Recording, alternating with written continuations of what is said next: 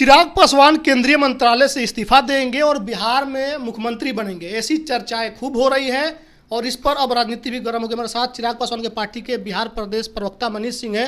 क्या चिराग पासवान इस्तीफा करके बिहार के राजनीति में सक्रिय होने वाले हैं?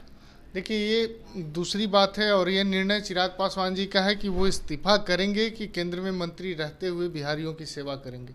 उन्होंने अपनी मंशा जाहिर की कि हम बिहार के लोगों को सेवा करना चाहते हैं, मेरी धरती मुझे पुकार रही है और मुझे बिहार जाना है।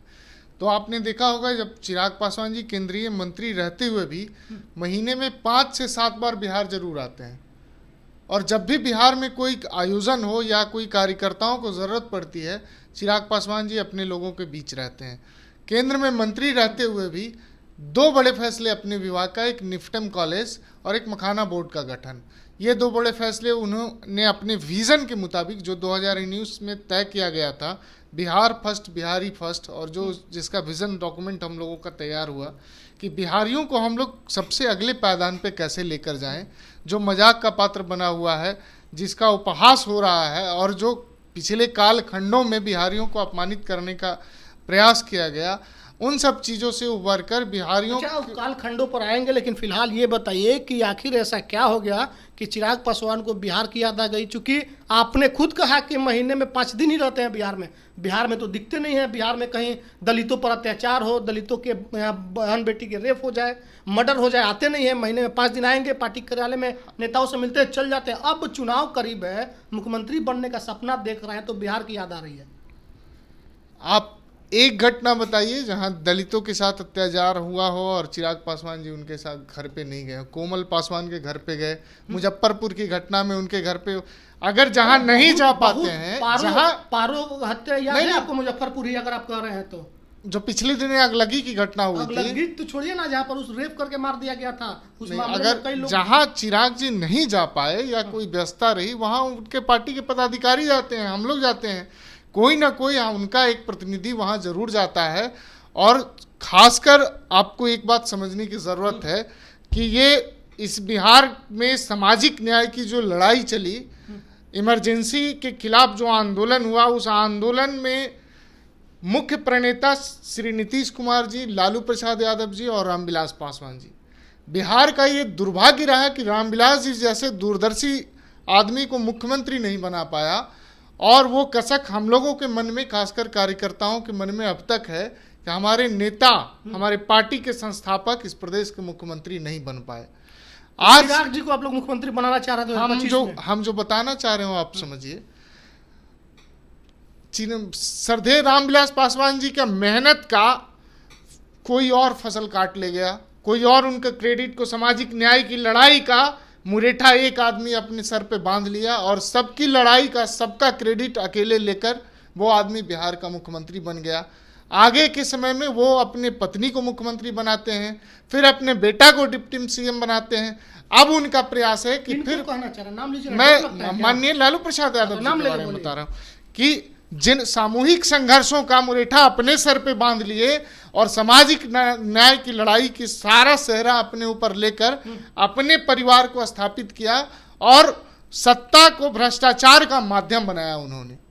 अरे उनका क्या है? आज लालू यादव, अभी लालू यादव मुख्यमंत्री के उम्मीदवार नहीं है 2025 में। बेटा है, तेजस्वी है, नीतीश जी है, इनसे बढ़िया चिराग कैसे? ही बताइए ना हमको। नीतीश जी से बेहतर कैसे होंगे चिराग? जब वो नीतीश जी है ना मुख्यमंत्री। मैं बता रहा हूँ ना कि जब लालू यादव जी अपनी दूसरी पीढ़ी को पुनर्स्थापित करने का प्रयास कर, मैं उसी विषय पे आ रहा हूँ, दूसरी पीढ़ी को पुनर्स्थापित करने का प्रयास कर रहे हैं, ऐसे में बिहार को जरूरत चिराग पासवान जी जैसे दूरदर्शी नेतृत्व का है। और जो सपना रामविलास पासवान जी का अधूरा रह गया था, जो कार्यकर्ताओं की मन की कसक थी, उसे पूरा करने का वक्त आ गया है और बिहार की राजनीति में चिराग पासवान जी के सक्रिय भूमिका को कोई नकार नहीं सकता है और उनकी जरूरत को बिहारियों ने महसूस किया।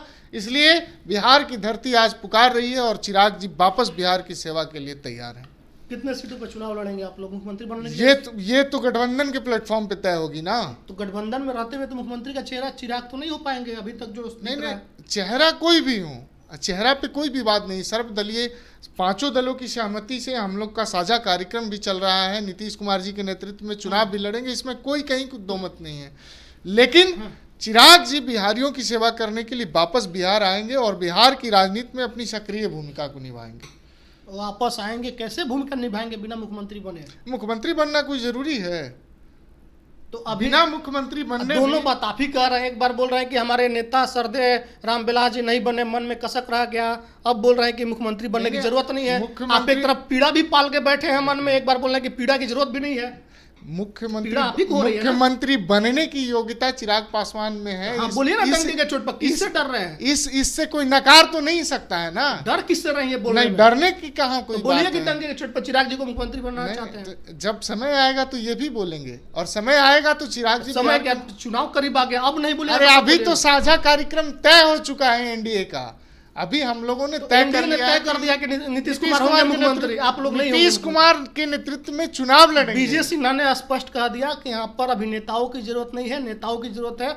आपके नेता पर एक कटाक्ष था कि यहाँ पर अभिनेता आकर के एक्टिंग नहीं करना है। नहीं, वो यहाँ पर नेतागिरी करना। विजय सिन्हा जी ने स्पष्ट किया कि उनका जो ये वक्तव्य था वो आदरणीय तेजस्वी यादव जी के तेजस्वी यादव कब अभिनेता रहे हैं? नहीं, अभिनेता कौन रहा सबको पता है। चमक चंदो रानी कौन कर रहा था सबको पता है। नहीं, वो तो आप कह सकते हैं, लेकिन तो विजय अभिनेता सिन्हा कौन जी है? का जो मकसद था कहने का, उनका मकसद वो तेजस्वी यादव जी के व्यवहारिक जीवन के अनुभव से वो एक चीज तो उनको अभिनेता कह रहे हैं। व्यवहारिक जीवन में भी तो अभिनय करते रहते हैं। मोदी जी से बड़ा तब उस तरह से कोई फूलगोभी अभिनेता है? खेत में उतर के फूलगोभी के किसानों से मिलना और ये नाटक करना कि मैंने हम किसानों के हितैषी हैं, अपने पिताजी के लिए गोभी ले जा रहे हैं, तो कुछ अभिनय तो उनके कार्यकलाप में भी झलकता है। तो कार्यकलाप में जिसका कार्य रहा अभिनय करने का, उसका क्या कहेंगे? नहीं, जो कर ही रहे थे चमक छल्लो रानी। नहीं, वो उनका अभिनेता, अगर कोई चमक छल्लो रानी कह रहा है तो उसका वो अभिनेता एक प्रोफेशन है उनका। तो वही और तो उस बोल रहे, तो प्रोफेशन इतना में- आप लोग लेकिन हिचकिचा के- सार्वजनिक जीवन में कोई अभिनय अगर करता आप है, ये चाहते हैं कि इस बात से चिराग मेरी जी नाराजगी मुख्यमंत्री है। बने, आप ये चाह रहे हैं? हर कार्यकर्ता, हमारी पार्टी का हर कार्यकर्ता तो की चाहे 2025 में ही 30 में 25 में तो साझा कार्यक्रम तय हो चुका है, लेकिन जब भी बने रामविलास पासवान जी का जो अधूरा सपना रहा है उसे जरूर पूरा किया जाए और चिराग जी बिहार की सक्रिय राजनीति में आए और बिहारियों को मार्गदर्शित करें, हम कार्यकर्ताओं को लीड करें और बिहार की राजनीति में एक महत्वपूर्ण भूमिका निभाएं। चिराग जी का स्वागत है। चलिए, तो चिराग पासवान की पार्टी और उनके प्रवक्ता के अगर आप माने तो चिराग पासवान इस बार बिहार में सक्रिय भूमिका निभाएंगे। किस तरह की सक्रिय भूमिका होगी ये आने वाले दिनों में पता चलेगा। मुख्यमंत्री बनाना तो चाहते हैं, लेकिन बोलने की हिम्मत अभी इसलिए नहीं है चूंकि ये गठबंधन में है। बड़े नेता जब फैसला ले लेंगे तो हो सकता है कि ये भी बोलना शुरू करें। वो बात तो चिराग पासवान में नज़र नहीं आती है जो रामविलास पासवान जी जिस तरह से डंके की चोट पर बात करते थे।